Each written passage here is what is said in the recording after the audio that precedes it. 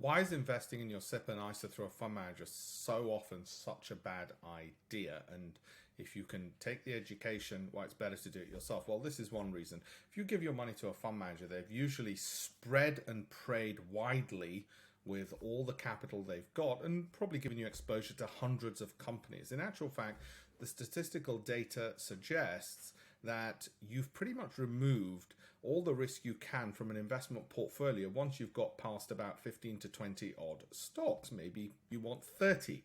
But beyond that, you've really reduced the risk. Now, to that, some people say, well, what if you buy 15 stocks in just one sector like oil? Well, then you'd be an idiot, of course.